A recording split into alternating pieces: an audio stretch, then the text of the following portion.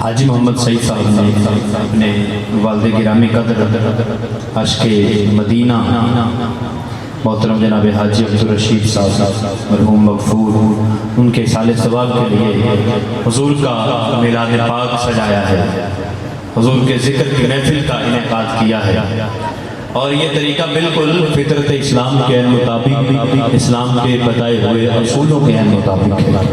قاری صاحب نے جو تلاوت کی ہے، اللہ کریم سورہ رحمان میں اپنی نعمتیں گنواتا ہے۔ آپ جاگ رہے ہیں، بیٹھے ہو، ایک بار سبحان اللہ کیا چھڑو ذرا سوق کے لیے ذرا ہاتھ بلند کریں گے اگر حضور کے غلام۔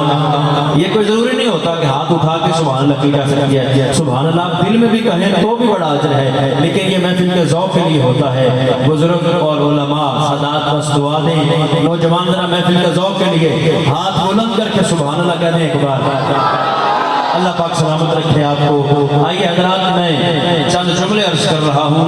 قاری صاحب نے جو تلاوت فرمائی سورہ رحمان سے، بس یہ فقیر ایک نقطہ دینا چاہتا ہے، اور میں چونکہ علماء کے جوڑے سیدھے کرنے والا طالب علم ہوں، سنیے گا اللہ سورہ رحمان میں اپنی نعمتوں کا ذکر کرتا ہے، اپنی نعمتوں کا ذکر کرتا ہے۔ قادری ضیائی پاکستان کا وہ نامور اور عظیم ساؤنڈ ہے جس کا نام ہی کافی نسبت ہی کافی ہے۔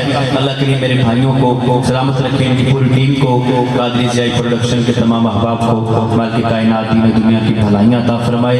سنیے گا حضرات، سورہ رحمان اللہ اپنی نعمتیں گنواتا ہے، اپنی نعمتیں جو اس نے ہم کو ہمیں عطا کی ہیں ان کا ذکر کرتا ہے، اتنی نعمتیں، اور پھر اللہ نے خود فرما دیا فَبِأَيِّ آلَاءِ رَبِّكُمَا تُكَذِّبَانِ۔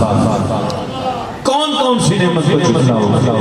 اللہ کہتا ہے اتنی نعمتیں ہیں جن کو اللہ کہے کہ اتنی ہیں، ان کا شمار کون کر سکتا ہے؟ پھر اللہ کہتا ہے کون کون سی جھٹلاؤ؟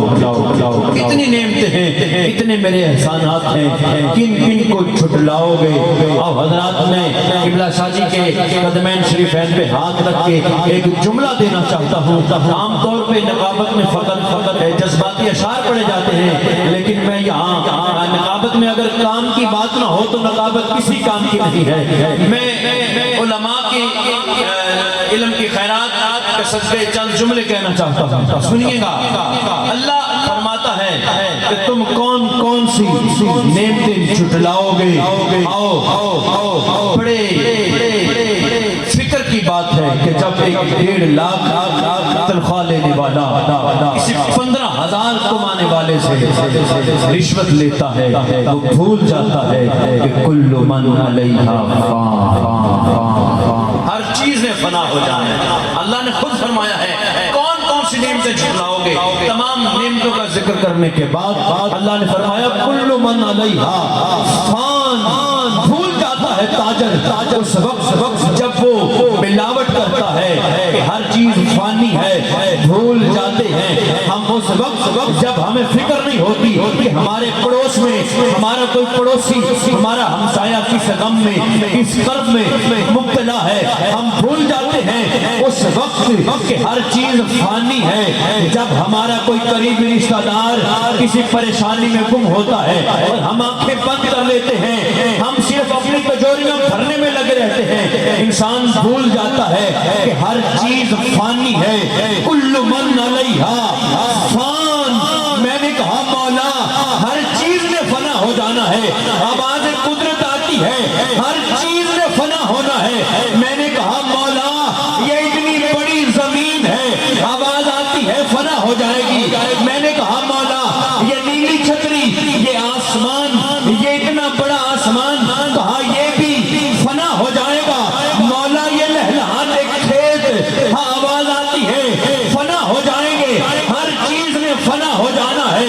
وَإِذَا السَّمَاءُ انفطرت وَإِذَا الْكَوَاكِبُ انتَثَرَتْ وَإِذَا الْبِحَارُ فُجِّرَتْ وَإِذَا الْقُبُورُ بُعْثِرَتْ۔ اللہ فرماتا ہے جب آسمان پھٹ جائے گا، ارے جب ستارے ٹوٹ جائیں گے، جب سمندر جو ہیں وہ بہ نکلیں گے، خشکیوں پہ آ جائیں گے، خشکیاں جو ہیں سمندر بن جائیں گی، سمندر جو ہیں وہ خشکیوں میں بدل جائیں گے، ہر چیز کو الٹ دیا جائے گا۔ جب قبریں جو ہیں وہ پھٹیں گی،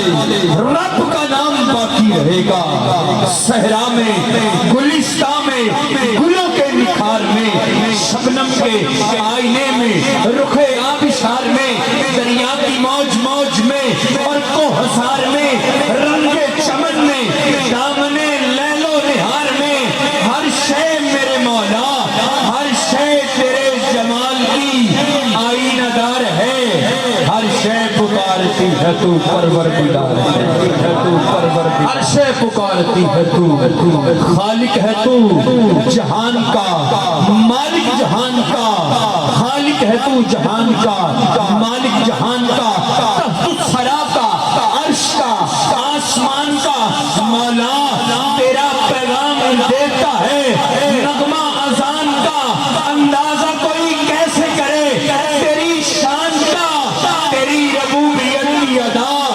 بے مثال ہے، تو رب کائنات ہے، تو لازوال ہے، تو لازوال ہے، تو رب کائنات ہے، یبقى وجہ ربک ذو الجلال والاکرام۔ حضرات گرامی، ذوالجلال مالک لم یزل علیم اور خبیر بادشاہ کے محبوب کریم کا ذکر جو ہے عاشقان رسول کے روح کی دل کی غذا ہے۔ میں ہدیہ عقیدت، ہدیہ محبت پیش کرنے کے لیے نوعمر ثنا خان انتہائی محبت کے ساتھ سرکار کا ذکر کرتے ہیں۔ نوجوانوں کا نعت سے لگن ہونا، نعت سے پیار کرنا، یہ ہماری قوم کے مستقبل کے روشن ہونے کی ایک دلیل ہے۔ اللہ کریم ہمارے نوجوانوں کو حضور کے ذکر سے جڑنے کی، دین سے جڑنے کی توفیق عطا فرمائے۔ جناب محترم شیخ حافظ محمد ارحم قادری صاحب تشریف لا کر ہدیہ عقیدت و محبت حضور اقدس علیہ السلام کی عظیم پاک اور بلند بارگاہ میں پیش کرنے کی سعادت حاصل فرماتے ہیں۔